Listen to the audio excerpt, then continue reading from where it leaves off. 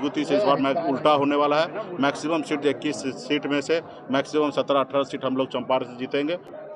चिराग पासवान जी का मैंने एक इंटरव्यू देखा जिसमें उन्होंने कहा, मोदी जी से आग्रह किए हैं कि जाति आधारित गणना तो हो लेकिन इसका आंकड़ा जो है सार्वजनिक ना करें। आज वो सपना को साकार करने का समय आया है और आप मोदी जी का एक बार तो हनुमान बने तो आपका हाल क्या हुआ? आपका घर परिवार सब तोड़वा दिया, आपकी पार्टी तोड़ लिया और आपके घर बाहर कर दिया, आपके पिताजी को प्रतिमा बाहर कर दिया। फिर से मोदी जी को गोद में इतना मत चले जाइए कि आपका समाज आपको छोड़ दे। नमस्कार, मैं हिमांशु, आप देख रहे हैं न्यूज़ फोन से। इस साल बिहार में विधानसभा के चुनाव होने हैं। सभी राजनीतिक दल जो है वो चुनावी तैयारी में जुट गए हैं। इसी कड़ी में मुकेश सहनी जो है वो लगातार अपनी यात्रा पर हैं और इसी कड़ी में वो आज जो है वो मोतिहारी पहुंचे थे और मोतिहारी के महात्मा गांधी प्रेक्षागृह में जो है वो कार्यकर्ता संवाद सम्मेलन जो है वो मुकेश सहनी की तरफ से आयोजन जो है वो किया गया। देखिए कैसे जो है वो मुकेश सहनी की एंट्री जो है वो शहर में होती है और गाड़ी के ऊपर खड़े होकर सब लोग कार्यकर्ता और अपने चाहने वालों का अभिवादन जो है वो मुकेश सहनी जो है वो करते हुए नज़र आ रहे हैं। मोतिहारी में संवाद कार्यक्रम में जो है वो अपने कार्यकर्ताओं को खूब जोश भरा मुकेश सहनी ने और अपने हिसाब से जो है वो कहा कि आप लोग जो है वो महागठबंधन की जीत के लिए अभी से ही कमर कस लीजिए और दिन रात मेहनत कीजिए। एक स्पीच होती है, हर नेता अपने पार्टी के वर्कर को, कार्यकर्ताओं को जो है वो कहते हैं।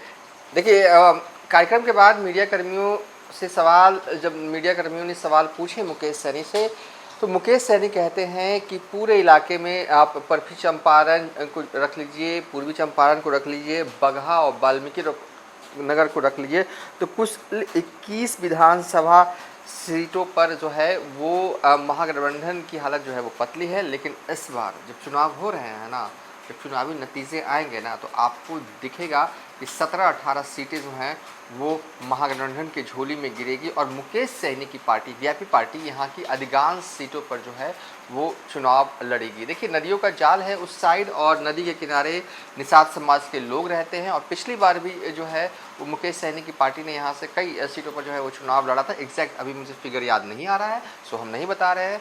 लेकिन इस बार जो मुकेश सहनी आगामी इलेक्शन को लेकर कह रहे हैं, वो कह रहे हैं कि 21 विधानसभा सीटों में अधिकांश सीट पर जो है वो मुकेश सहनी की पार्टी वीआईपी जो है वो चुनाव लड़ेगी और चिराग पासवान को गजब का नसीहत दे रहे हैं मुकेश सहनी। तो आगे अब पूरा बयान देख लीजिए कि हम लोगों ने एनडीए में था जिसके कारण यहाँ पे मैक्सिमम सीट चंपारण में जीता गया था और इस बार हम लोग महागठबंधन का हिस्सेदार हैं और मजबूती से इस बार उल्टा होने वाला है। मैक्सिमम सीट 21 सीट में से मैक्सिमम 17-18 सीट हम लोग चंपारण से जीतेंगे।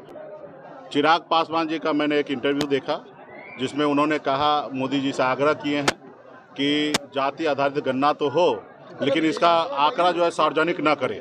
तो मैं वही चिराग जी को मैं कहना चाहता हूं कि आपके स्वर्गीय पिताजी ने खून पसीना बहाकर बहुत सालों तक लड़ाई लड़ा। आज वो सपना को साकार करने का समय आया है और आप मोदी जी का एक बार तो हनुमान बने तो आपका हाल क्या हुआ? आपका घर परिवार सब तोड़वा दिया, आपकी पार्टी तोड़ लिया और आपके घर बाहर कर दिया, आपके पिताजी को प्रतिमा बाहर कर दिया। फिर से मोदी जी को गोद में इतना मत चले जाइए कि आपका समाज आपको छोड़ दे। आपके पिताजी का संघर्ष का देन है कि आज जाति आधारित गणना हो रहा है और आप कह रहे हैं कि जाति आधारित गणना हो लेकिन सरकार का आंकड़ा सरकार के पास हो।